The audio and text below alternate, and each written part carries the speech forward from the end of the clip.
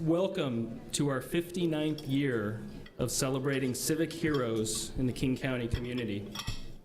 As an initial matter, I wanted to mention that there are seagulls here selling raffle tickets, if you haven't seen them yet.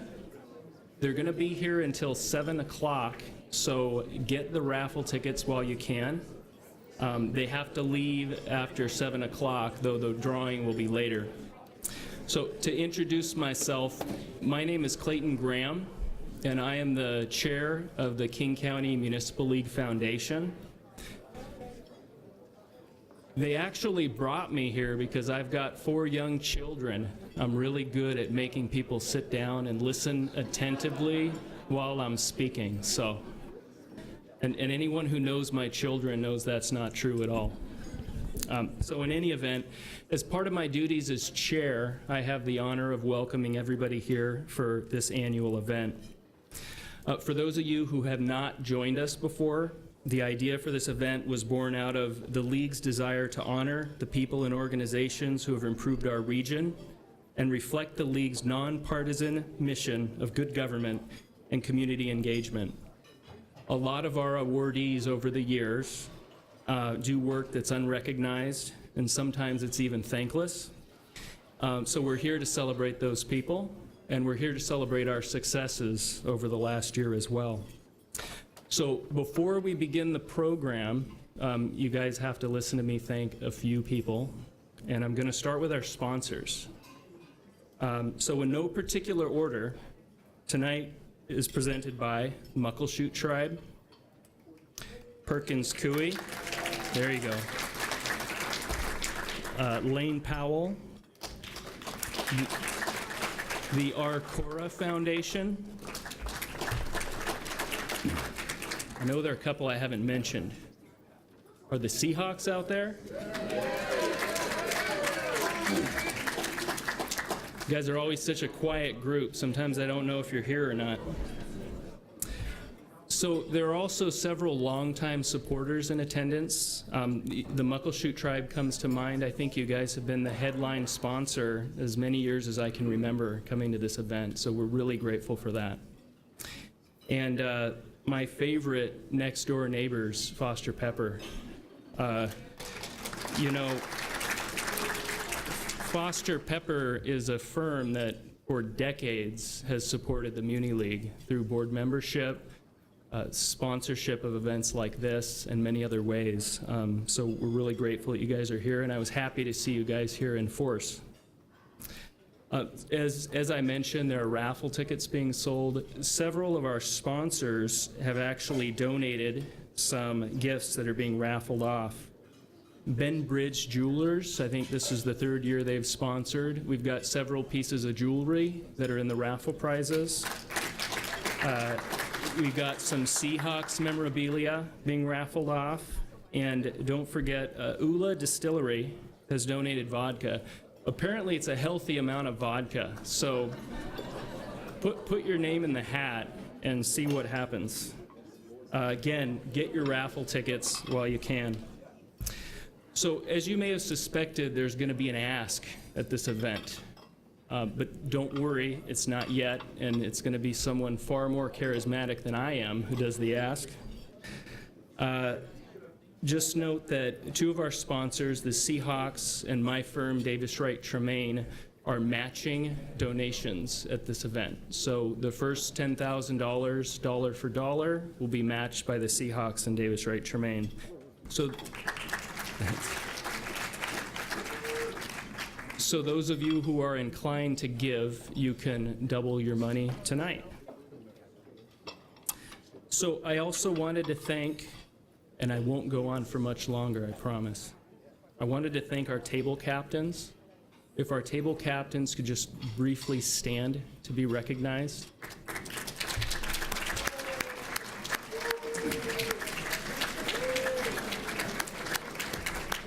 Thank you.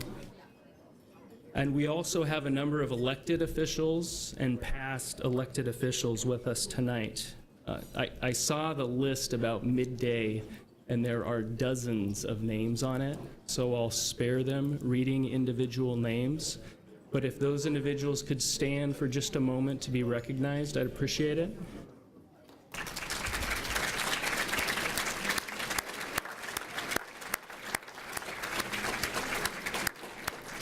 So thanks again for joining us, all of you. So some of my fellow board members will be on stage tonight to introduce some of our awardees and presenters, including Mike Flood from the Seahawks, Carol Basile from Accenture, Daryl Brown Archie from the Muckleshoot Nation, Laura Flores Cantrell of the Andy Hill Cancer Research Endowment, as well as our executive director, Alejandra Trace. And I'd really be remiss if I didn't recognize the efforts of our staff here. We have Gina Lee, who has been working tirelessly, including many, many late night and weekend email exchanges to make this event happen. And I know because I've seen them. And our executive director, Alejandra Trace, could you guys stand up if you're in the room and be recognized? There they are.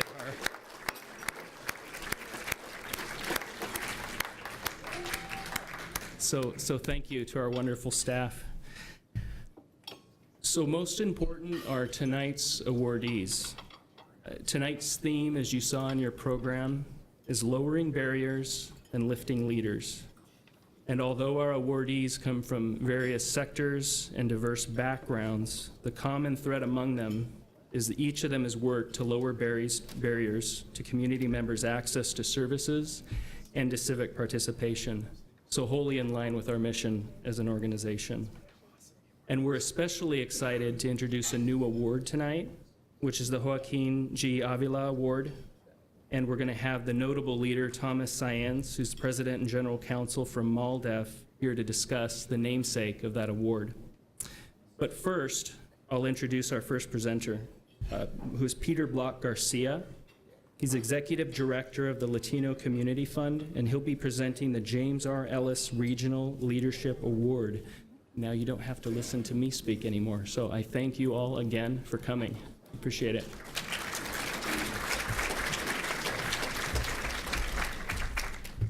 Good evening. I'm truly honored to introduce the recipients of the James R. Ellis Leadership Award for Communities of Opportunity program.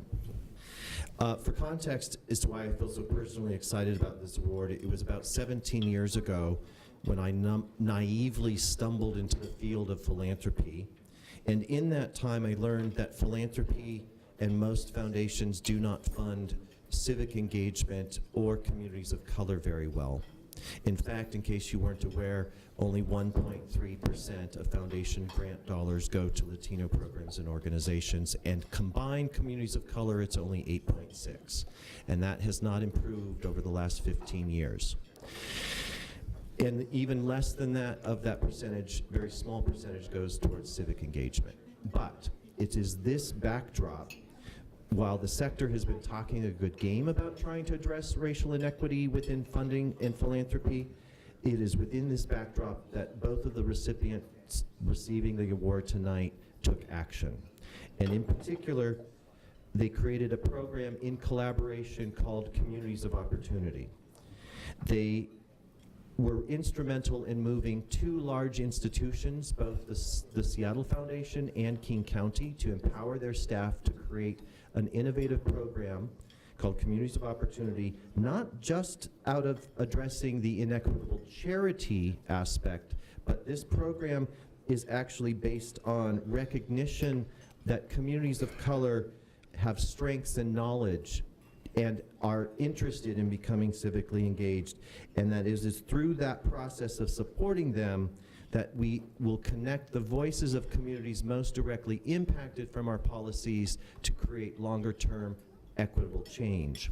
And it is with their leadership, both from Tony Mestras, President and CEO of the Seattle Foundation, and Dow Constantine, Executive of King County, that empowered their staff to create this partnership, to create and invent a historically this historic program that is addressing the historic under-resourcing in communities of color, to become more civically engaged and help shape the policies that are going to create a more equitable society moving forward.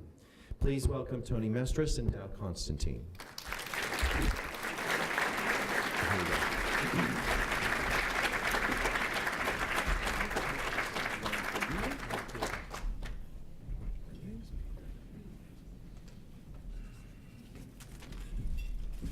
Good evening, friends. How are you all tonight? So, firstly, I want to thank Peter for that warm introduction and also thank the Municipal League Foundation for this Civic Award. We're delighted and truly honored to receive this recognition, and our Communities of Opportunity partnership with King County is one of the things that Seattle Foundation, its team, its philanthropists, its partners is most proud of. The award reflects the importance of civic leadership in our community to stand for the things we know to be right and to work to advance racial and economic equity in a region with increasing disparities.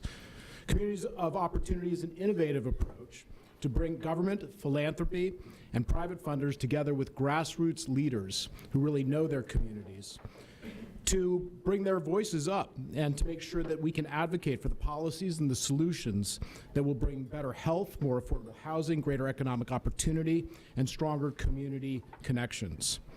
Our COO work upholds the value that race, income, and zip code should not predict or determine our health or outcomes, and that all people deserve the opportunity to be healthy and to thrive. As just one example, in our very prosperous county, we know that the difference in life expectancy between a man living in Clyde Hill, one of our wealthiest communities, and a man in South Central Auburn, one of our poorer communities, can be as much as 18 years. That's why we invest in COO. We realize that the ideas and solutions will come from the communities we work with. And it was courageous for the county executive and his team to join us and say, we need to make sure we put those communities in the leadership position that they really should be in, to share power, voice, and resources. And as Peter said, the Communities of Opportunity effort harnesses the strength and knowledge of community to increase civic engagement. So I want to thank the county executive, Dow, for his leadership and vision on this partnership and desire to create new ways of strengthening communities and improving the outcomes for our residents who are most in need. And I also want to point out two very special individuals who did so much for this. The first one, Andrea Akita, where are you? There she is. Would you stand up, please? And Aaron Robertson from Seattle Foundation. Guys like Dow and I get to stand up and do things like this, but leaders like Andrea and Aaron are really the ones who make it work with our leaders in the community. So thank you very much. I'll hand it over to Dow. Well, thank you, Tony. Thanks, Peter, very much. And I just have some brief remarks, but I wanted to talk just for a minute about the view from up here.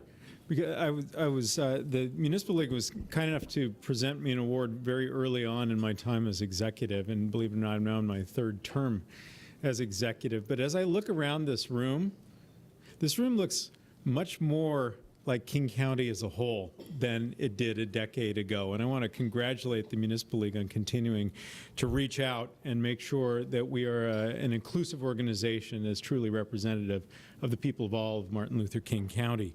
And it is a privilege to share this recognition to mark the continued partnership between our county and the Seattle Foundation and so many community partners. Thanks to Peter for your very kind introduction, and on behalf of the Communities of Opportunity leaders, thanks to the Municipal League Foundation and for the James R. Ellis Regional Leadership Award. Opportunity is about a set of circumstances that makes it possible to do something, but opportunity is not equally available across this nation, nor certainly even here across our region. Many disparities exist. Yes, economic disparities to be sure, but also people have been left out of the decisions that impact their communities and their daily lives. At King County, we have an opportunity to do something great. Through Communities of Opportunity, King County and the Seattle Foundation and genuinely dozens of partner organizations, trusted community voices are working to change those circumstances for people all across our region. We want to ensure that all people have quality, affordable housing, have the right to be healthy, have access to economic opportunity, have strong connections to their communities. This is essential work, and we can only be successful if we build on the strengths of our community partners and support civic voice and leadership. So on behalf of our partners, I want to thank the Municipal League of King County for recognizing everyone who is helping to assure opportunity for all communities in King County. Thank you very much.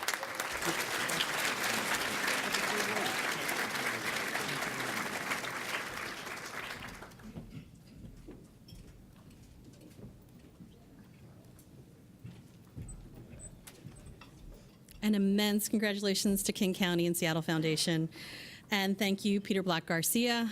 I know how hard the work is that you do, and I'm thrilled to celebrate you. Hi, my name is Alejandra Tress, and I'm the Executive Director for the Municipal League. Aw. I'll sleep. I'll have that reverberating as I sleep tonight. I am so thrilled to be here and to be with all of you. Who is excited about this slate of winners? Wow. Just each and every one of them. I just personally, with every interaction, could not say more. I want to thank you all for being here, not only because it's such an important event, but because I know we're asked to go to a lot of events. And these events celebrate really important things like an impact on a child or carving out a forest that will be there 100 years from now. And these causes really make the difference, and it's important to celebrate them. However, civic excellence is less tangible than these really important and admirable efforts, and yet so critical. Because of that, I'm going to try to do something a little different here. I want you to take a moment and think about a 7-year-old, right? Can you think of a 7-year-old? Maybe yourself at 7, maybe your kid at 7, maybe a 7-year-old you just think is really fun. Can you picture them? You got somebody in mind? Okay. Now, I don't talk about this much, so you have to bear with me. Now, picture telling this 7-year-old that you have 2 hours to leave their country, their language, and their friends. I look a lot like this still, don't you think? I haven't aged a bit. I should try pigtails more. You know, that was a long time ago, and with 7 years old, I was told that I had to leave very quickly before the democracy in Argentina devolved to a place where it was no longer safe for us to be there as a family. And now I get to be with you all in this beacon of thoughtful lifting of leaders and engagement of lots and different voices. And yet, even here, in the small and large decisions we make in civic leadership, the ripple effects continue. They'll continue for maybe that 7-year-old kid you thought about, and also just for centuries to come, and also for many other groups that you care about on a daily basis. Now, we at the League feel that each effort to engage and lift more leaders, we create more of these positive ripples of community excellence. For example, Ready, Set, Vote was built by a broad group of leaders, many of which are here tonight, like the Seahawks. And you know, none of it would have been possible actually without the leadership and assistance for the Muckleshoot Nation. And we know from research that underrepresented voters from immigrant communities have a tendency to listen to their own messengers first. And so therefore, it was critical for us to not just talk about access when we were thinking about how to start Ready, Set, Vote, but from the very beginning, start with landmark immigrant groups like the Latino Community Fund, where they weren't just part of the process, but they were part of helping us define every detail and power behind what we did with Ready, Set, Vote. And we'll hear more about Ready, Set, Vote, our voting tool, a little bit later, but I just want to celebrate everyone here who's been involved with that. Now, our work at the League attracts many different voices, and that's one of the things that's great about it, from fiscal analysis of the Seattle budget to ensuring we count everyone in King County in this next census. Now, we don't do this alone, and we cannot and should not do this alone. We know there are problem solvers right here. And we know that in this audience, there's individuals who know that access is not just having people at the table, but putting people who are most impacted by the issues as problem solvers for their communities and leaders in their communities. So as nonpartisan champions for good governance, we know that the work we do is actually not an academic luxury. It's not tangible, but it's critical, and that it saves lives. It allows the space for the innovation of many of the businesses here tonight. And it also addresses the needs of rural communities and cities, lawyers and restaurant workers. It's this space, the critical and all too rare space, where people put aside ideology and ego for finding the gold that is the shared good in all of our interests.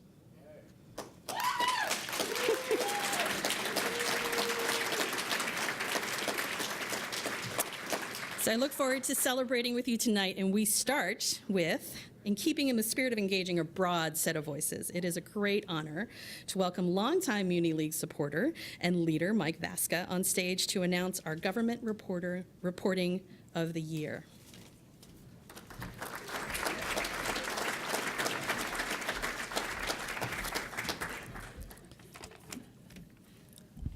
Good evening, everyone. It's really an honor for me to be at this Muni League event presenting an award to Crosscut.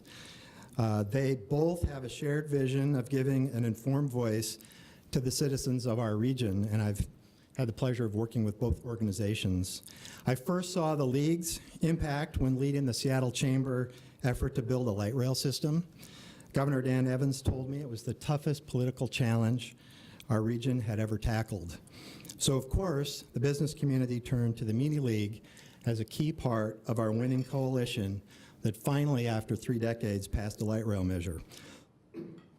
Founder David Brewster asked me to join the board of Crosscut Public Media the year the nonprofit was formed in 2009.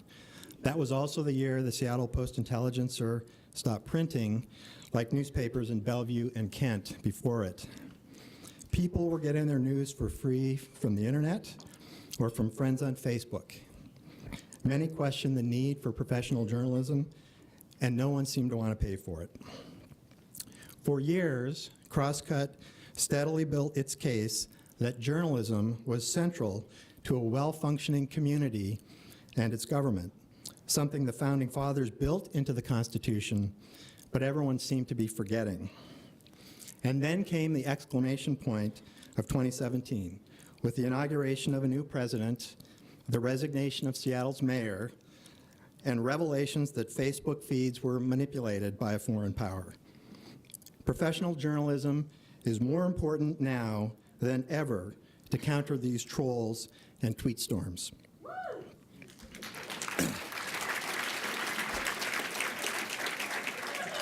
A few years ago, we hired Greg Hanscom as Crosscut's editor-in-chief because he understood the future of journalism, and perhaps the future of our democracy, requires new ways to engage and educate citizens.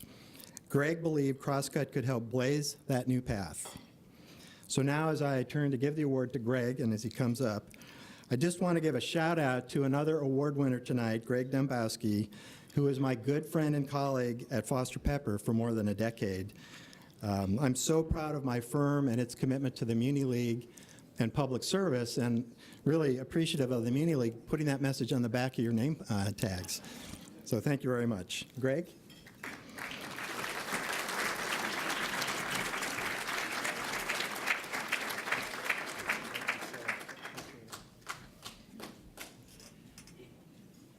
Thanks, Mike.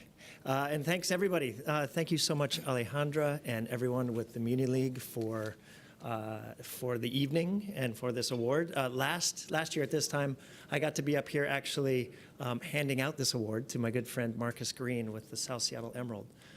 So it feels great to actually be on the receiving end this year, especially because I'm receiving this award really on behalf of a remarkable group of journalists, editors, writers, reporters. I joke that I was hired 2.5 years ago as Crosscut's editor-in-chief, but it's really been all chief and no editor. The folks who do the work are sitting over here at this table, kind of in the middle, far left, or my left. And I want to call out in particular a handful of them who are here tonight. Our city reporter, David Croman, is here.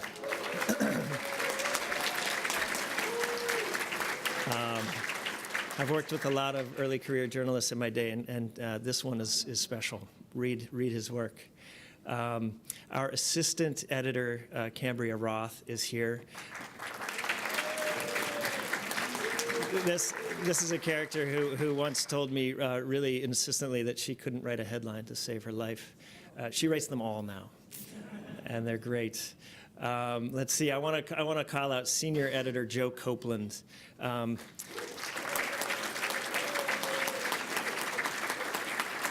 Here's a man who sort of lives day to day my longstanding claim that it is actually possible to do great work and be a good person at the same time. Not many do, but Joe certainly does. So Crosscut, there are a bunch more that I would love to call out, but I just want to say that Crosscut is now part of a larger nonprofit family called Cascade Public Media. We could not do what we do every day with Crosscut without the family at Cascade Public Media. We've got our CEO Rob Dunlop sitting out here at the table, and a whole bunch more. And thank you all. Thank you to the Cascade Public Media staff and board of directors for your support, for your hard work, and for your belief in the power of public interest journalism. There's one other group that I want to thank this evening, and that is the former board members of Crosscut. I joined Crosscut, it turned out to be 4 months before we merged with KCTS 9 Public Television under Cascade Public Media. There were concerns, I felt them myself, that our scrappy little news organization might be swallowed up by this larger institution, that we might lose our soul. I know that KCTS 9 had its doubts about us as well. But I have to say that 2.5 years into this, it has really proven to be a fantastic partnership. In the last year, we have merged the newsrooms at KCTS 9 and Crosscut. We're in the process of shuffling the deck and putting print journalists on teams with television reporters and video producers to cover news and politics, arts and culture, science and the environment, sort of all of the things that bring people to Seattle and the Pacific Northwest. And at a time when other news organizations are downsizing and retreating, Cascade Public Media is thriving. We are currently hiring 4 staffers. That includes the first of our early career journalist fellows. We've got a new fellowship program that is designed to bring in more people of color, more young people, more emerging journalists to the field. And we've got plans for more growth in the future. So it is a really remarkable time, particularly given the state of this industry and the state of the business that we are in. We are really we're building a bright future for public interest journalism. We're building a bright future for public media at a time and in a place when we have rarely needed it more.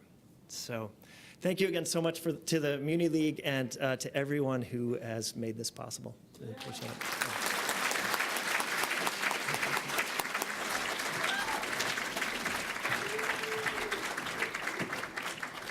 Thank you, Mike and Greg. My name is Daryl Brown Archie. I am a longtime supporter of the Muni League. I'm also counsel for the Muckleshoot tribe. I've been with the Muni League for many years, first as a board member and more recently as a member of the advisory board. The Muni League, I've been very proud to be part of a good government organization. We're nonpartisan. We just want the best people to move forward in their political careers. And I certainly am looking at a sea of faces that reflect exactly what we wanted to happen did happen. So thank you for your service. The League, especially under Alejandra's leadership, focuses on forging solutions by forming relationships and including as many different kinds of leaders as possible. I will never forget the launch meeting for what became ReadySetVote.org. the League's leading award-winning voting tool. And you're going to hear us we are so proud of this, so you're going to hear this in a couple of speeches today. Ready, Set, Vote, I hope you know, is an online tool that basically allows, is produced for communities, various communities with different languages, language barriers, that basically can find out more about people who are running for office, and they're able to, find out from who their community leaders support, who really has the, focuses on the needs of their particular communities. And it's a really easy tool to use. We gathered at the Seahawks headquarters a couple years ago to discuss the barriers to voting. The Muni League had put together a number of area leaders that basically had concerns about access for voting. And we fostered a common commitment to making voting easier and more accessible for all. The rare skill of creating relationships across differences to expand access, that's really kind of a theme that you're hearing, access and inclusion. This is a defining attribute of our Citizen of the Year this year, Dr. Ben Danielson. So please, I'm going to introduce our council member, Teresa Mosqueda, who's going to introduce Dr. Ben Danielson. Thank you.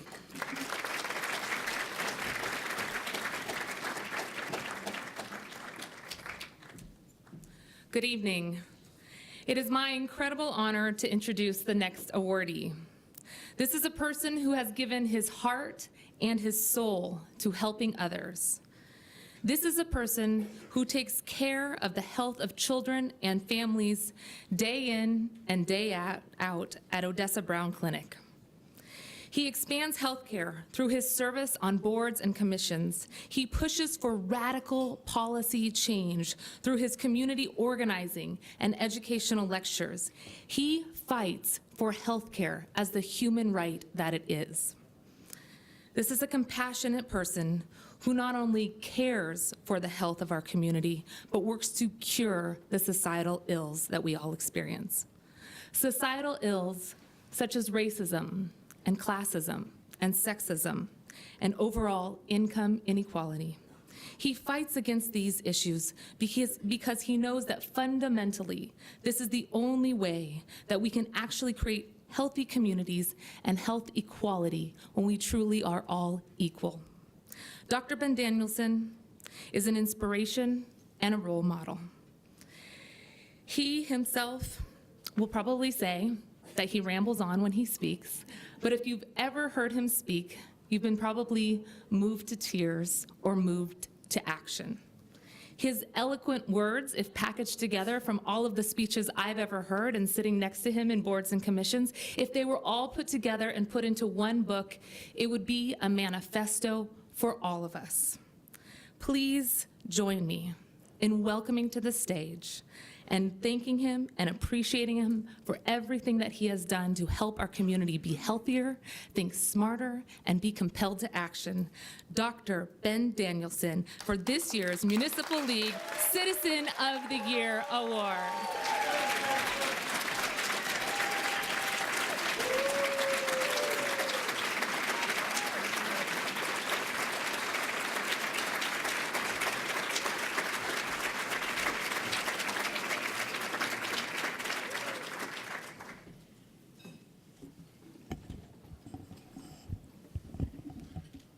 I'm almost never at a loss for words.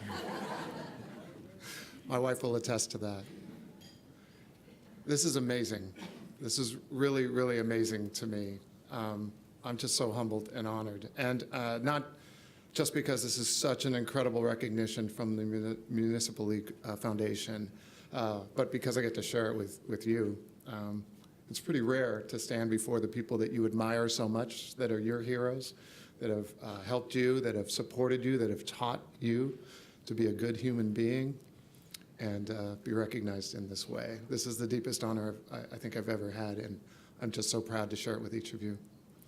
I work at this incredible place, the Odessa Brown Children's Clinic, and for me to feel good about being up here, I just have to rationally think that it's impossible to lift that building up and bring it in here and show you everybody and everything that that place does.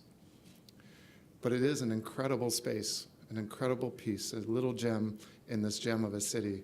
And it represents so many of the things that I think are the best of us, you know? The best of us, the things that make us care about the people around us, the things that make us look out for somebody.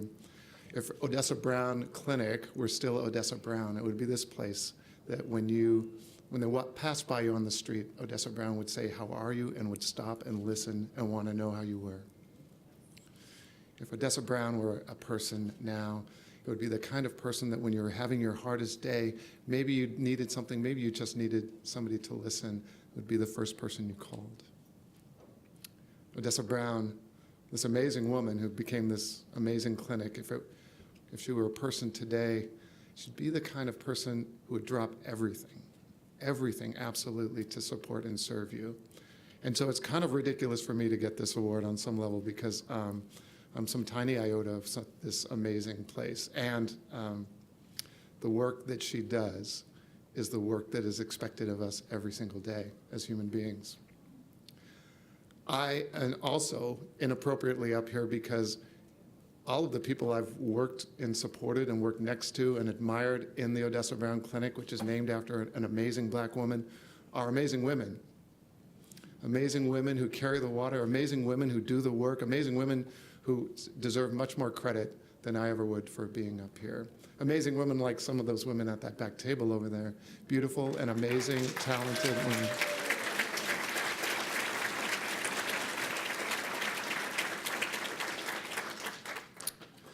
I never thought when I started working as a pediatrician just how little my qualifications as a pediatrician would really matter in being in this profession. All of the things that I went into great medical school debt for apparently did not mean as much as I thought it did when I started practicing. And it was people like Crystal Lyons back there, and Antoinette Lyons, and especially Arlesia Bailey, and most especially my wife Kim back there, beautiful Kim, who just taught me so much about it's really not all of the hard work that you did or the tests that you passed or the qualifications or the letters after your name. It's just really how you show up in that moment. It's how you are present in that moment that matters. And that's what I think about with the Municipal League as well. It brings people together and asks them to be present, to set aside maybe their hierarchies, to set aside their egos, to set aside their sense of their great importance in their tiny little kingdoms and work a little bit harder together. And that's a beautiful thing. That's one of the most special things you could ask for. This is an amazing night tonight to share with each other because all of you are doing something especially wonderful and have an incredible path behind you. But I also want you to think very, very seriously about a path ahead of you. I think the biggest question for us today is what happens next. It's great to feel good about the things that we've done and the path that we've been on, but I really want us to ask ourselves, what happens next, especially you in this room, because you have an influence and a power and a connectedness and a resource and ability to make changes that are transformational, that are incredible. And I just think we've got a lot of work to do, don't we? Don't we?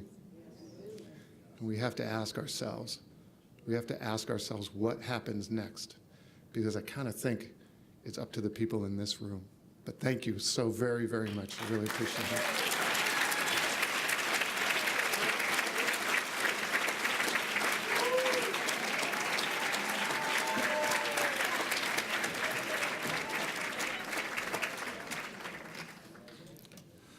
Congratulations, Dr. Danielson. That was very moving.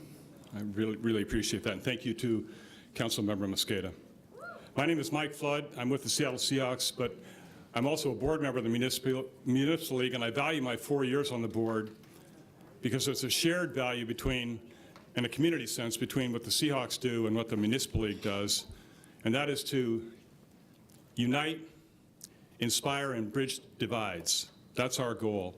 And when you look at what the 12s do, men and women of so many different cultures and political perspectives, they unite to help people out in their communities and people around the world. We've got 51 chapters now all the way into Europe, and every one of them has a community cause, and we call that 12s for Good. It's a kind of spirit that I think comes from one of Pete Carroll's central tenets, which is to respect everyone and every opportunity. And that's what the League does, and I'm proud to be a member of the League for that reason. So tonight I get to introduce Pete von Reichbauer, one of the people, along with a couple others who are here tonight, Governor Gary Locke and Jean Nicole Wells, who were part of the effort 21 years ago to keep the Seahawks in Seattle. I appreciate that from Pete and everyone that helped you. Thank you very much. We tried to prove our value as a community asset and a football asset, and it's been a fun ride in both accounts. So Pete von Reichbauer tonight is going to talk about investing in the Municipal League, and I bring him up right now to do the same thing. Thanks.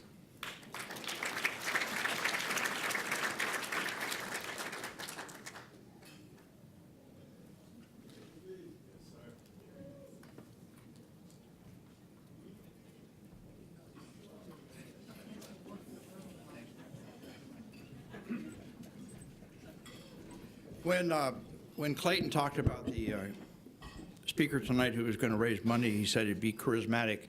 I assume he was talking about Dow, but Dow left, so I will have to follow up in his sake. I noticed among all the sponsors tonight, some incredible forces, positive forces in our community. About 5 major law firms are here tonight, and I think they should be recognized, because when I think about the law firms here, Foster Pepper, Davis Wright, and the others, I think of 2 words: billable hours. And this is an opportunity for those billable hours to be put into a very good program. It was said earlier tonight that we're celebrating the 59th anniversary of this organization. And it has had a long history of helping this community come together. We're living in an era when the major institutions that we used to turn to in times of crisis are themselves in crisis. It takes an institution like this that has lasted in this community, has been the fact-finding institution when people are questioning and calling things fake. It's the institution of the Municipal League that has done the research to study and bring the parties together. We live in an era when, unfortunately, so many people are seeking an echo chamber for their political views. It's not getting better. It's getting actually worse. I think of my friend over here, Jean Anderson, and when she first got into journalism at Stanford, and think of the great career she had of bringing this news and making King TV such a great, great institution in our area.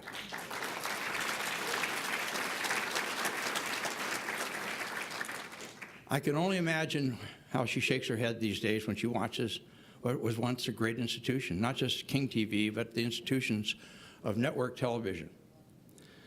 So what's the difference? The Municipal League.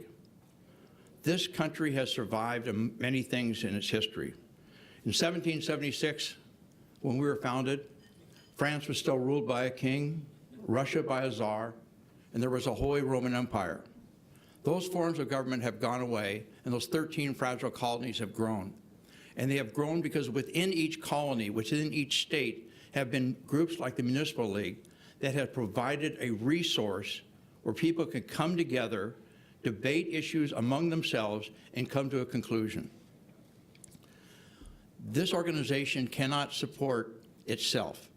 You're here tonight because you understand the value of this program. It's an investment. If you're in development, like my friend over here, or if you're involved with the Muckleshoot tribe, which is doing a lot of great things in South King County, you understand how important it is to have a civic center where all the parties can discuss issues and move forward. We can't move forward unless you support this organization. On your table is an envelope and a card. Please look at that and now pick it up. This card, if you can fill it out today, could help us tonight to continue to make sure that we have a 60th anniversary. But most importantly than the card that you pick up are the 3 cards that I want each one of you to take back to your workplace tomorrow. Share with your friends, share with people who share your values. And it's not Republican or Democrat, liberal or conservative. It's the value of a civic center. The Municipal League is the civic center of this region. It's where we can come together, discuss issues, debate them, and then resolve. Again, I say to you, this country of ours today is under challenge by the institutions that should be the ones that bring us together. When we've had wars, we've had revolutions, we've had great issues, we've always turned to the institutions in Washington, D.C. We need to turn to the institution in our own backyard, and that's the Municipal League. So please join me tonight. Take a card today, fill it out for yourself, and take 3 home. In case of Joe Fain, take 4. And please take it back and fill it out, because this league is as important and critical as it ever has been. Thank you very much.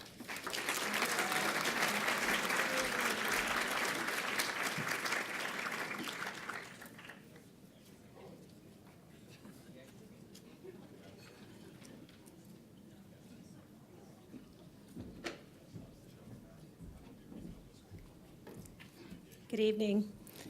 While you're filling out your cards, I'll say good evening and thank you for being here tonight. My name is Laura Flores Cantrell, and I'm the director of the Andy Hill Cancer Research Endowment and a proud member of the Municipal League Foundation.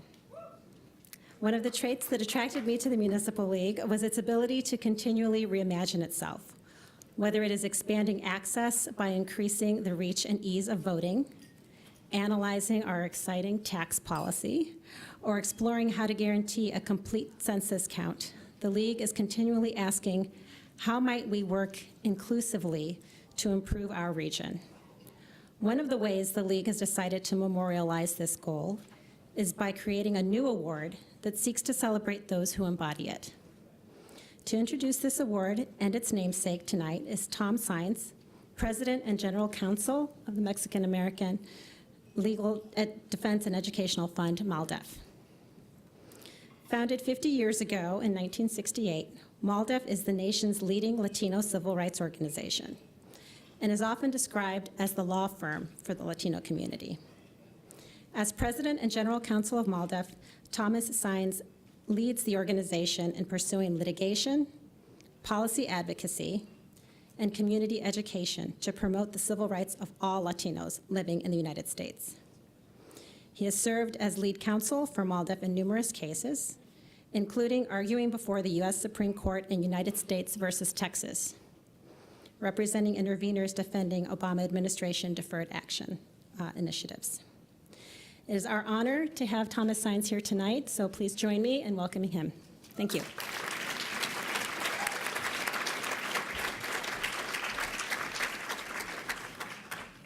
Good evening.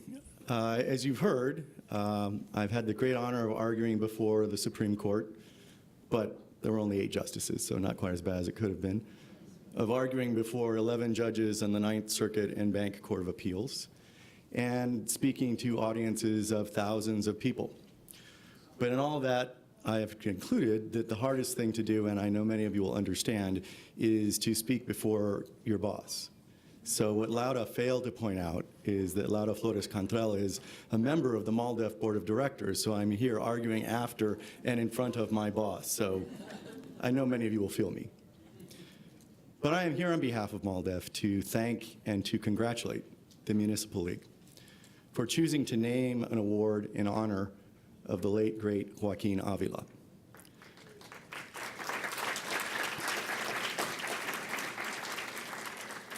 We at MALDEF have been fortunate throughout the last 40 years to have the partnership and support of Joaquin Avila for the first 10 years from 1975 to 1985 as a staff member, and for the last 3 of those years as our president and general counsel.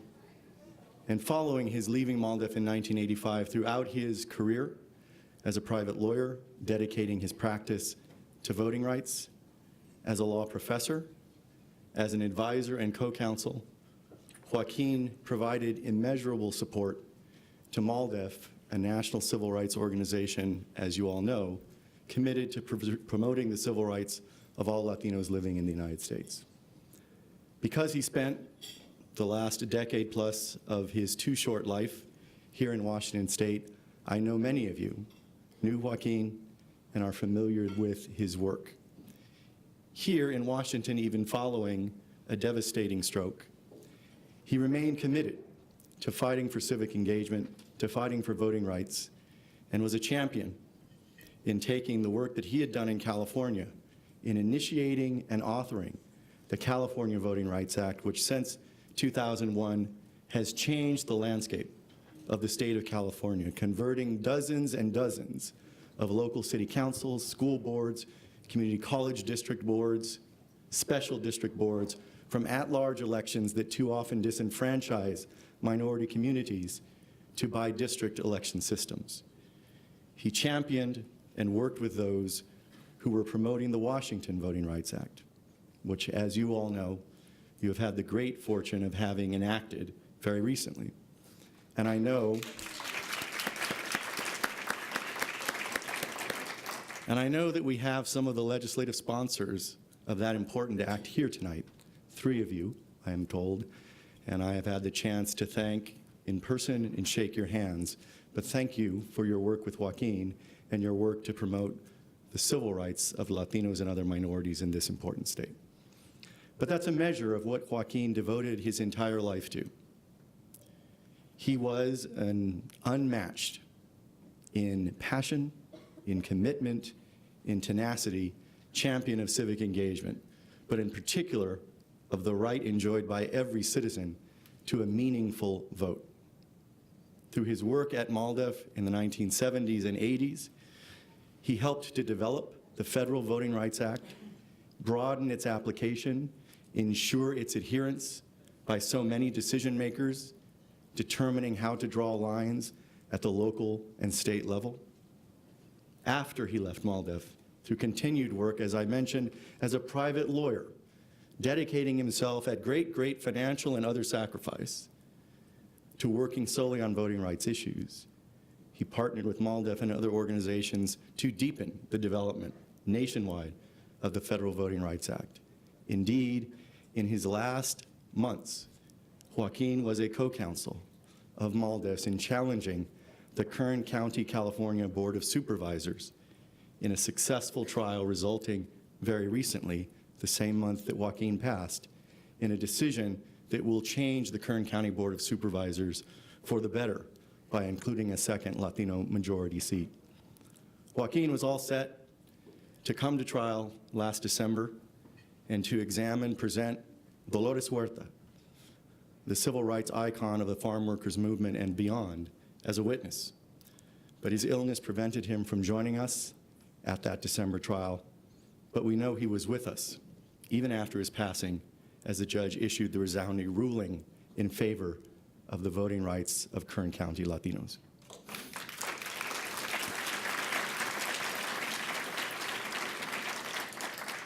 Those of you who knew Joaquin know that he did all of his work with a tremendous, calm demeanor, but an underlying passion and commitment that was there for all to see. His belief in civic engagement and a meaningful right to vote drove his entire professional career. He was a friend, a mentor, an inspiration to so many, including myself. I had the great fortune of first meeting him when I was 17 years old, and he was then president and general counsel of MALDEF. But the work that I and all of his other protégés, those who have gratefully received his advice and inspiration, will continue. But the Muni League's decision to name an award after Joaquin G. Avila means that in a more palpable way, a more transparent way, Joaquin's legacy will continue. This award will catalyze the championing of civic engagement in this region. And through your giving this award and bringing attention to Joaquin's life, to his mission, and to the award recipients, it will inspire many, many more to continue that good work.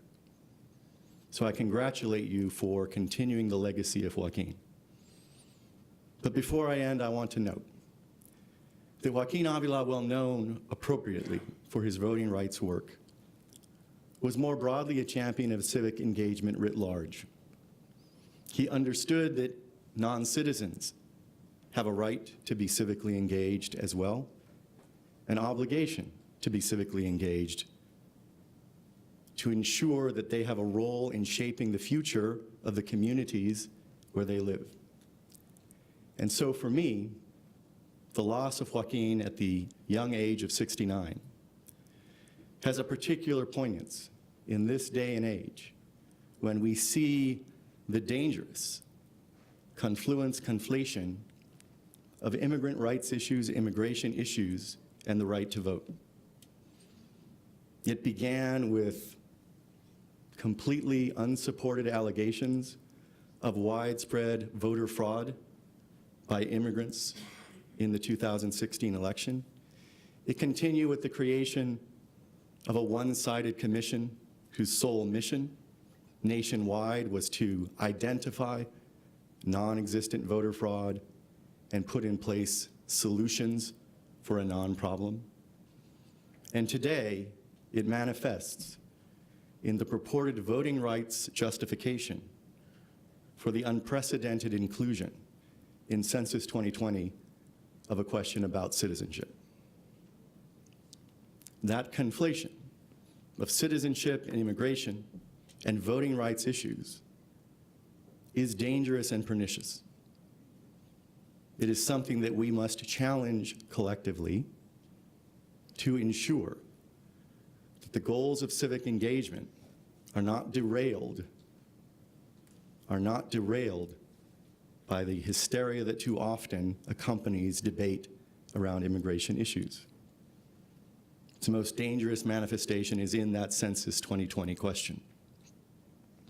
What I will miss the most about Joaquin is that if he were still with us, he would take his keen analytical eye, identify the problem, identify its sources, and he would take his creative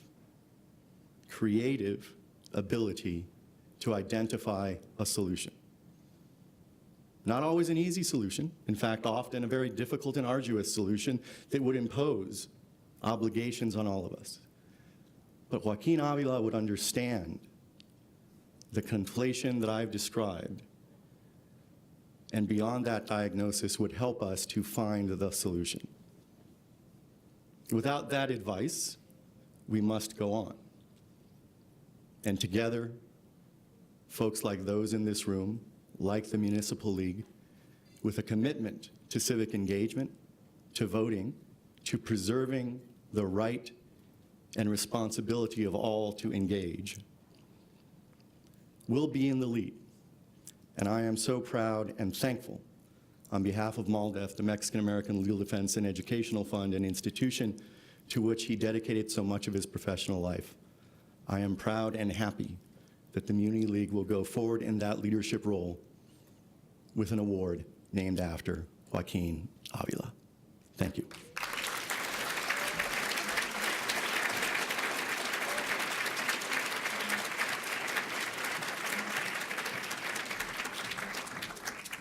How about another round of applause? An immense thank you. That was very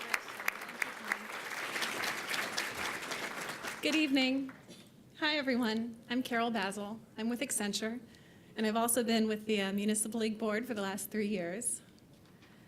I'm the treasurer of the Municipal League Board, which is not quite as glamorous as you may think. But I do have the pleasure of working very closely with Alejandra and the entire board, and in that role, I'm very pleased to share with this group tonight that with extremely limited resources, the League has been able to truly deliver on the promise of lowering barriers and lifting leaders by weaving together multiple projects over the last year.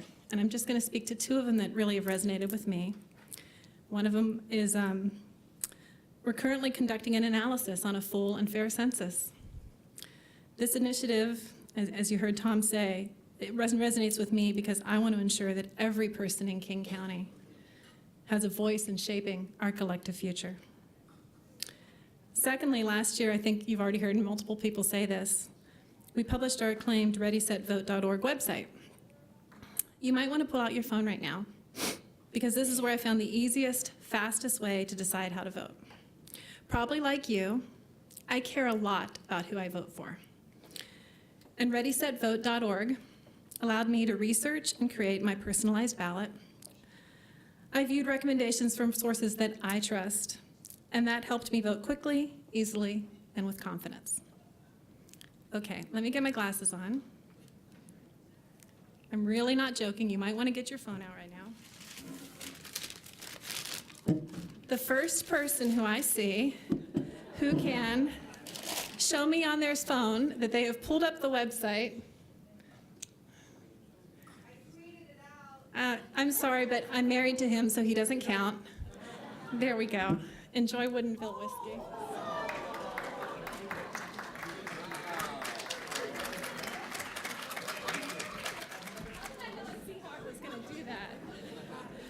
That's fantastic. Well, good. Enjoy yourself. So really, go to the website if you haven't been there. That's the only bottle of whiskey I have, though, so I'm really sorry about that.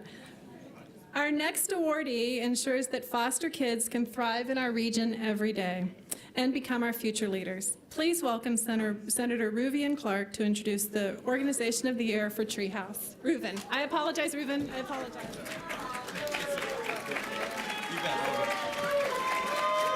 Good evening. Good evening. I'm Reuven Carlisle. I have the great honor of representing the particularly insightful and entrepreneurial and passionate people of Northwest Seattle in the state legislature. It's an incredible honor to be with you tonight because we're talking about authenticity. Dr. Danielson, thank you for your insightful, passionate embrace of civic life.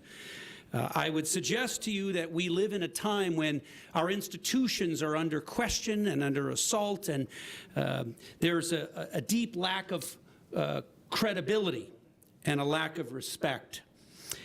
And yet, more than ever, there is moral authority, there is thought leadership, and there's servant leadership in people and institutions that tackle real systems issues. 66% of foster youth will become homeless or will touch the criminal justice system within 12 months of their 18th birthday. That's real. 3% of foster youth in this nation will achieve the dream of a college degree. 10 years ago, the high school graduation rate of foster youth in this state was about 27%. Today, it's just about 50%. That's real progress. It's not good enough, but it's real. And the reason is because the good and the gracious and the dignified and the honorable people of Treehouse. We are on a march to parity. What does that mean? It means that Treehouse has a vision that every young person who touches the foster care system and every young person who touches an element of foster care that touches into homelessness shall have parity and equality and an opportunity for the beautiful gift of an education. Without that, the prospects are incredibly difficult to accept. Institutions that embrace our civic life, that embrace the moral authority of servant leadership, organizations like Treehouse, don't generally show up in the front lines of our public attention. They're doing the quiet work. Organizations like Mary's Place, doing the quiet work. The Municipal League, doing the quiet work. But that servant leadership touches something deep in us. It inspires us. It embarks on the work of real change. We have a goal in this state to be not only the #1 in the nation, but to transform how this country looks at young people in foster care and homelessness. Treehouse is data-driven.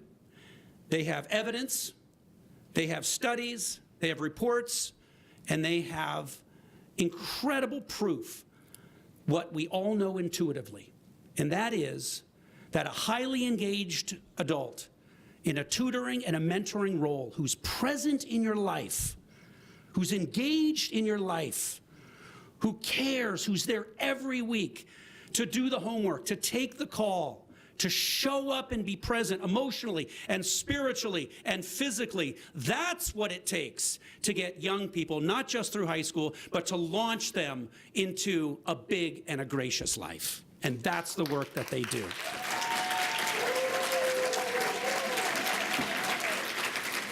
The work of painting a house, the real work, is scraping and sanding and taping.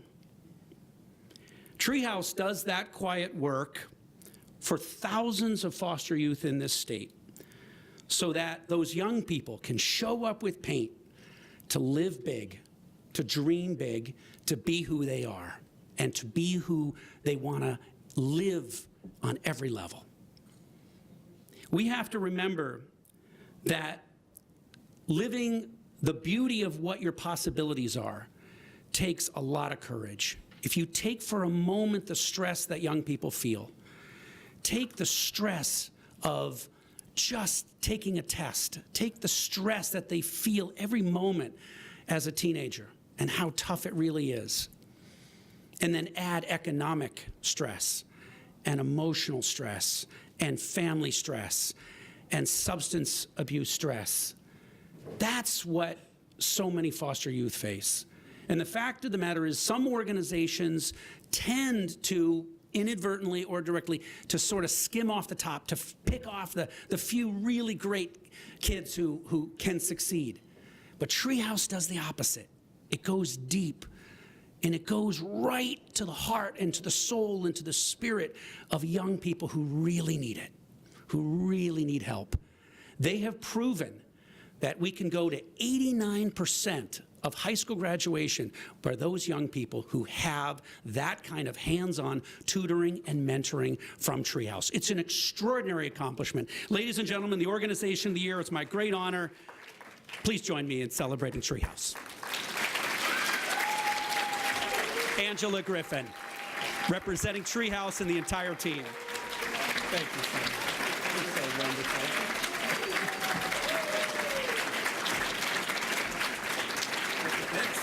Okay, cool. All right. Good job. That's pretty. Good evening. Wow, thank you, Senator Carlisle. He is the most amazing champion to have on your team. Wow. So, and thank you to the Municipal League Foundation. It's an honor to be recognized amongst all the civic leaders in the room.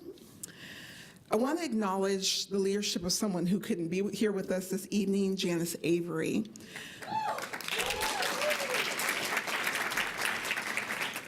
For 23 years as Treehouse's CEO, Janice has worked tirelessly to ensure youth in foster care have everything they need to just be kids. She helps us set a goal towards our youth graduating from high school and for them to live a rewarding life that they choose.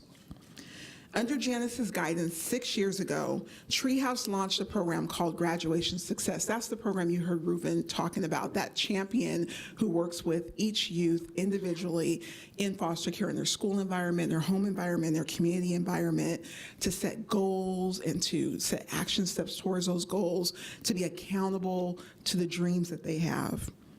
Youth in our program in King County, Tacoma, and Spokane school districts have achieved a graduation rate of 89%.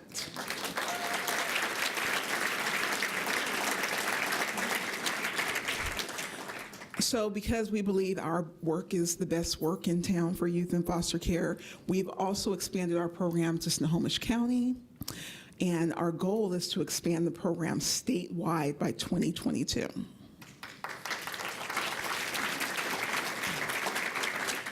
So again, I want to thank Janice for the vision, the wisdom, the determination to lead us on this continuing journey. I'm also proud to accept the award on behalf of everyone who made this happen.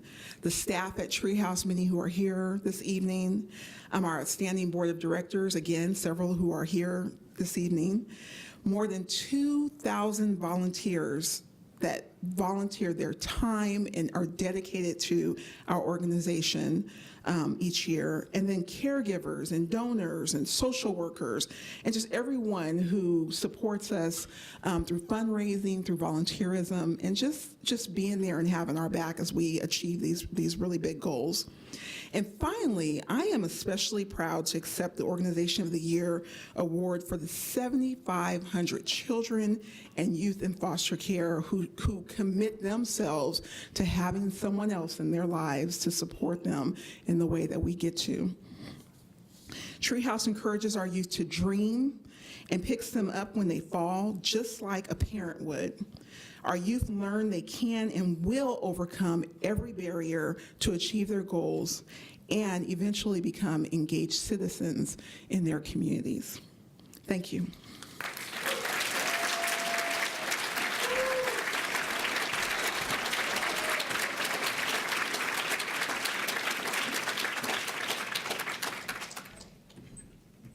Oh, lights up here. Much brighter than I thought. Hi, I'm Jonathan Kreitler with WSP USA. I'm a board member and I am the communications chair of the Muni League board, which is not as glamorous as it sounds. But Carol already stole that joke.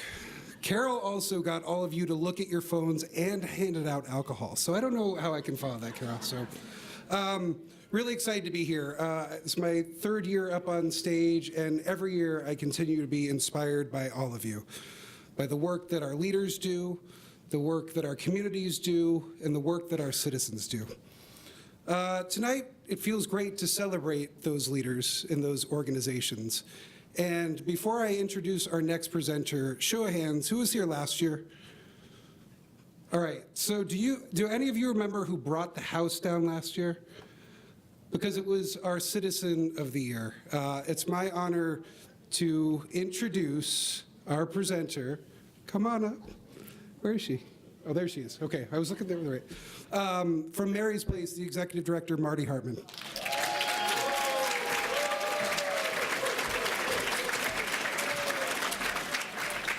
Good evening. It's an honor to be here to share this exciting evening with our friend, our neighbor, and our champion, King County Council Member Rod Dembowski. Woo! Councilmember Dembowski is simply our hero. He's a leader on so many important issues that affect all of our lives: the environment, transit and transportation, human services, equity and social justice, fairness and workers' rights. He's championed investments and led votes to support families, children, women, and veterans.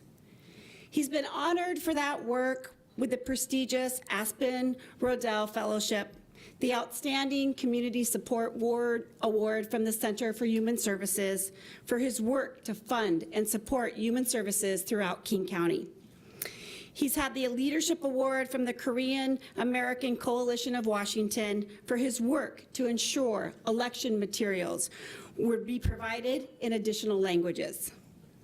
The Seattle Met magazine selected Councilmember Dembowski as one of the 15 people who should really run Seattle for his leadership and work across party lines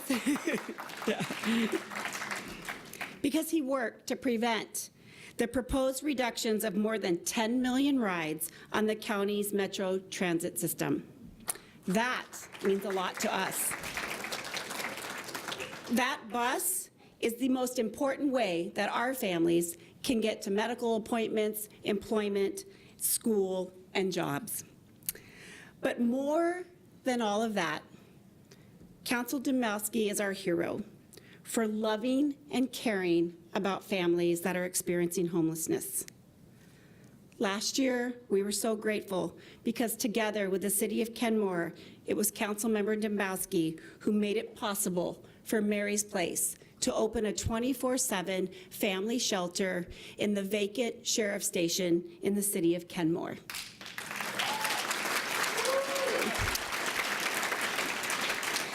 Today, that building now houses 70 moms, dads, children, toddlers, babies, teenagers trying to graduate from high school in June.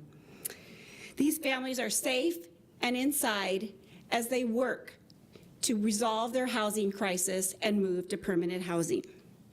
It's Councilmember Dombowski that made that possible. And when he comes to visit, he likes to jump rope, as he does so frequently, but we love to show him the good that he's done and the lives that he's touched. We can't be more grateful or more proud for the work that you've done, for the lives that you've saved. So please welcome our Public Official of the Year, Councilmember Dombowski.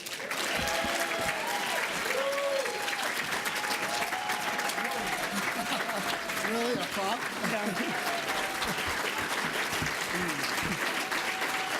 Are we putting this on? Okay. Whoa. No, you gotta turn around. Turn around. All right.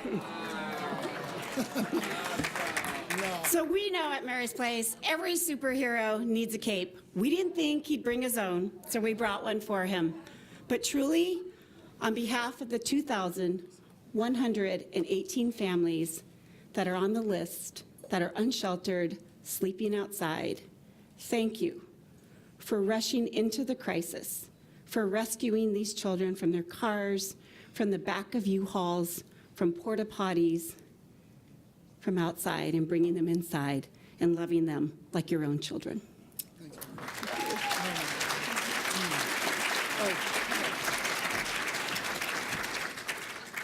I was actually worried about Councilmember von Reichbauer and props. I'm going to take this off if you don't mind. Wow, how do you follow that? Maybe you don't, but thank you so much, Marty. Those of you that know me know that I'm not one to exaggerate my accomplishments, so that's why I asked Marty to do it. And I'll tell you, I have some mixed feelings about accepting this award tonight. Is Councilmember Mosqueda still here? Did she have to duck out? Okay, good. I understand that the City of Seattle is announcing a new awards tax on all municipal award winners, and I'm going to have to try and figure out how to pay that.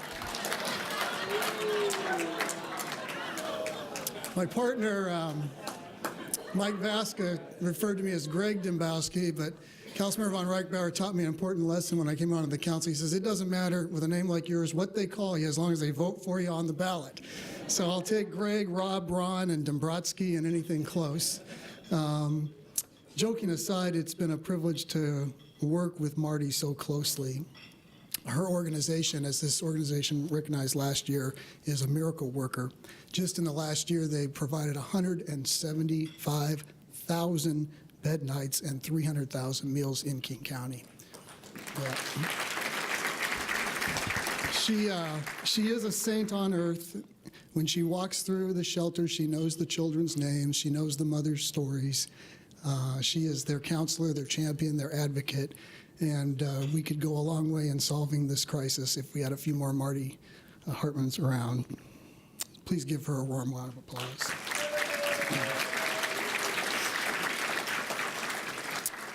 I can't recognize individually everyone whom I'd like to tonight. I'm deeply, deeply grateful that my family is here, and my boys, especially my dad, who turns 90 September 1st, Al Dombowski, if you can thank him.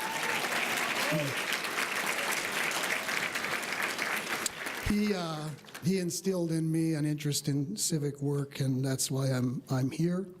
Deeply grateful for my friends, my mentors, Justice Bridge, Governor Locke, my first boss, so many of you in this room. My professional colleagues on the council, Councilor Ron Reichbauer and Cole Wells, and others who could not make it. I'm sorry, Councilmember Gossett, the conscience of the King County Council and my hero. Please give them a round of applause. They all taught me it's not one council member. It takes 5 votes and an executive signature to get anything done, and so it does take a partnership. I want to thank and recognize my partners at the Foster Pepper firm, where I had the privilege of practicing law for 12 years. That firm is dedicated to civic involvement, and You can blame all my screw-ups on them, and anything I do okay, credit them as well. Thank you for being here. On the back of your name tag is a Foster Pepper free 1 hour of legal advice. Just bring it into Beth Clark for all your real estate needs. I want to thank my staff. Senator Carlisle was a Magnuson bumblebee, if I got that right. Well, and of course, for those of you that don't know, that referred to his busy staff that got things done. I don't have bumblebees, I have wasps. And they're tough, and they're quick, and they sting, but in a good way. My Chief of Staff, Christina Logsdon, if you would stand. Elizabeth Evans, who does our policy and communications work. Where's Elizabeth? Right back there. Liz Elward, our senior policy work person, gets stuff done. And Garrett Holbrook.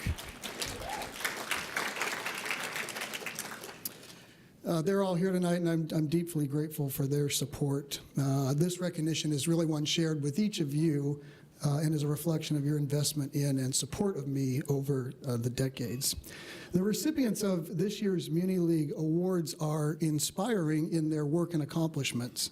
You might ask, how is it that King County is an essential partner in the work of each of these folks recognized tonight? Communities of Opportunity, Dr. Ben Danielson, who I served with on the Board of Health, Janice Avery and Treehouse, who we wrote the Youth Action Plan with. Let me suggest to you that it is in large part due to the leadership of the Municipal League 50 years ago in 1968. For it was then that this organization secured a new King County charter. That's right, the Constitution of our government is 50 years old this year, and the Muni League gave birth to it with its leadership in 1968. In 1968, we also had the famed Forward Thrust movement and the passage of 7 measures that invested resources into this community. I was born just a few years later in Auburn, Washington. Bob Bregner, former mayor, you're here tonight, and longtime Muni League board member. Thank you, Bob. And I grew up benefiting directly and indirectly from the visionary leadership shown by those forward-looking decisions that built a new government for a new time and made investments for the community and people like me who were growing up in it. And what I appreciate about the story of King County in 1968 is the optimism that prevailed. The optimism that prevailed as our country was coming apart. The Tet Offensive, Johnson not seeking re-election, the assassination of Martin Luther King, the assassination of Robert Kennedy, and so on. In the face of that turmoil, King County went a different direction. They went the optimistic direction. They moved ahead with Forward Thrust. They made the investments. They built the trails and the parks that I played in as a kid. They built the pools I swam in. They built the infrastructure and cleaned the water so I could swim and fish and paddle. They built the health clinics where I received care as a kid. They built the roads, the safety system, and the economy that gave the opportunity that we've all enjoyed for the last 5 decades. 2018 has a lot in common with 1968. Our nation and community are racked with division, seemingly overwhelming challenges involving basic human needs, housing, inequality of opportunity chief among them. I submit to you that despite some remodeling in the last half-century, King County government is increasingly limited in its ability to address these needs at a time when our county's rapidly growing size and complexity demand a more effective government. So the next 50 years, what will they bring? They'll bring another 1 million people to King County, a more diverse people, a more complex community with tougher challenges around housing and transportation and economic opportunity. There'll be threats to our natural environment. And that stress is already showing today with nearly 12,000 unhoused people here in the county. 169 died on our streets last year alone. How do we harness the optimism that built the 747 in 1968 and the strong community that I got to grow up in? How do we secure the future that leaders of 1968 made possible for us today? Can we do it again? Or will we fall victim to frustration, anger, factionalism, name-calling, the stuff we see too often nationally, but even locally, as we try to address regional problems with one locality or one interlocal agreement or one task force at a time? So I'm going to conclude tonight with a call to action to this room of civic leaders. This year we'll convene the Charter Review Commission on its decennial schedule. your own executive director. I was proud to recommend Alejandra to be a member of that, and there are other folks who will be on the commission. But I ask that the Municipal League formally help lead this work, consistent with its century-long tradition of making sure local government works. Let's not look just within our charter, but beyond it, and consider the changes we will need to build the next government for the next 5 decades so it is effective and can tackle these challenges.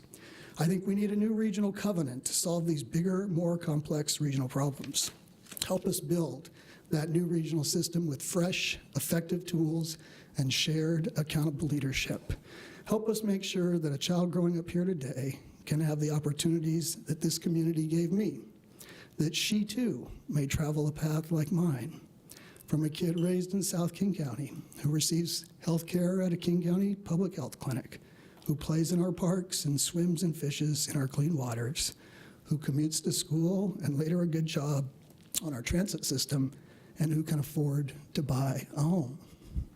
Together, let's build the community of the next half century that ensures she can grow up to serve on the King County Council, to chair the Board of Health, and return through service a modicum of appreciation for the commitment that this community will make in her like it has made in me. Thank you.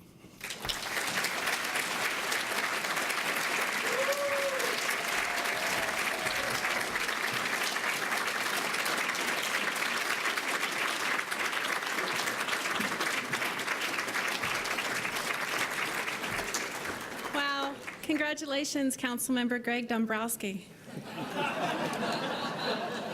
Did I get that? Was that okay? Yeah, it was great. Okay. No. So Jonathan and I are going to close out the evening.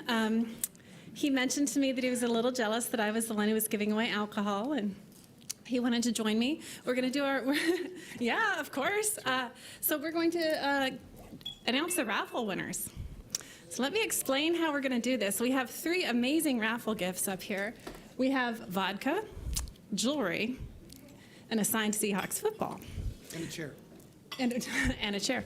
So we have 3 winners. The first winner is going to come up, and they're going to select whatever they want to choose from. And then the second winner is going to come up and select the remaining 2 items. And then the last winner gets what's left. Okay, following? Tracking? Good. Well, I think the whiskey winner might want to pick the first ticket. Whiskey.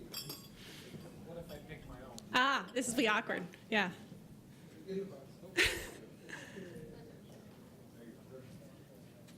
Can anybody do a drum roll? There we go, great. You're getting it. Mary's Place. Wow, that's really good. Mary's Place, thank you. Appreciate that. Woohoo! You were so inspirational. Okay, here we go. 6, 3, 2, 0, 6, 8.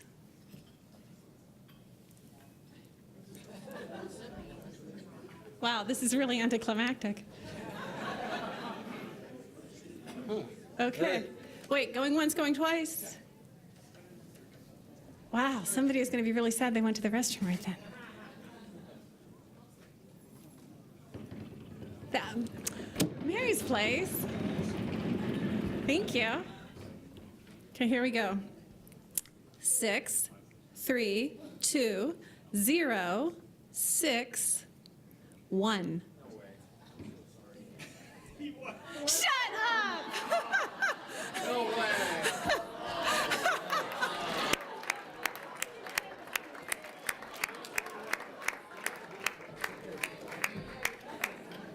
Another number. Very inspired by the Treehouse organization. Yes. Yes. So if someone would be willing to spend even $50 or $100 for this bottle of bourbon, I'd like to give the money to Treehouse. Oh, yay! Is that right, Ricky? But for the gift, since my wife couldn't be here tonight, Yes. I better get the jewelry. Fantastic. You want to pass it on, Jonathan? Well, we were going to have the second winner pick, the first winner pick for the second. Are you going to pick your, yeah, try. Don, you're doing really well tonight. And so is your wife. Whiskey winner. That was very generous of you. Thank you, Don. He doesn't get to pick again. Okay, how about this gentleman? Yeah. Yeah. I didn't participate. Great, so pick what you want. You're the perfect person. There you go. You're welcome. Thank you. Okay, let's see. 6, 3, 2, 0, 8, 6. Oh, I see a hand. I see a hand. Woo!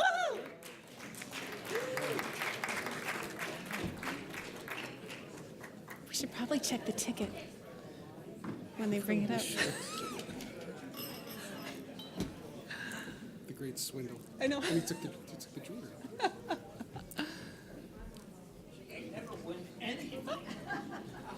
Come on up. Thank you. I get to choose whatever I want. The vodka or the football, not the vodka and the football. Tasting for 15 people. What are these? Other bottle. So I get Three bottles. take all three. Before you go, would you pick the next winner for us? I will do that. And what's your name? Bonnie. Thank you, Smart Lonnie. out. I appreciate it. My pleasure.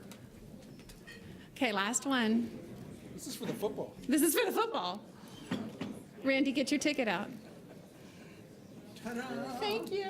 I'm so helpful. Mary's Place? Thank you. 6, 3, 2, 0, 6, 2.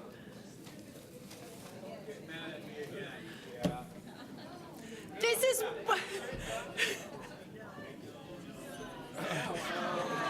We should probably redraw. Okay, now I'm going to auction off the vodka. Who wants? No, he's. Oh, it is. I'm sorry. Okay. You're gonna have somebody else's gift. I thought that was still available. The football. Yeah. Who? Let me. Who? What's? I mean, who wants the football? She wants the football. I don't know what, Mike. You might have to come up here and figure out what it's worth and get an auction going. I don't know what the football's worth, but it's priceless. Yes, but I'd like that money, whatever it brings in, to go to the Municipal Foundation. Okay? We're gonna give you the football. No, I've got the jewelry for my wife, and Let's redraw. Let's redraw. why don't you redraw? Thank you. Okay, fair enough. You draw this time. We've committed to do a redraw. Why don't we all say thank you? Okay. 6, 3, 2, 0, 4, 9. Oh, God. That's how you let us know you won. Okay, and before everybody leaves, I'd like to ask all of the award winners to please come back up on stage so we can give one more round of applause. And photo. And photo.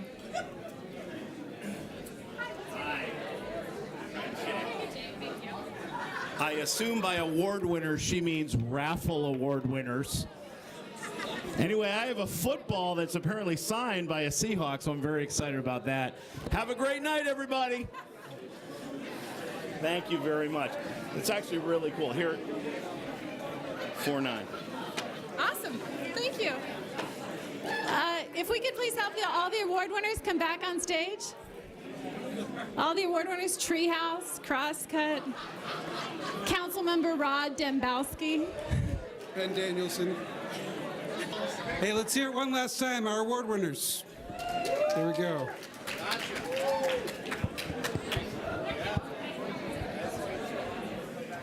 Thanks, everybody. On behalf of the Municipal League, we thank you for coming out and giving back more tomorrow. Thank you.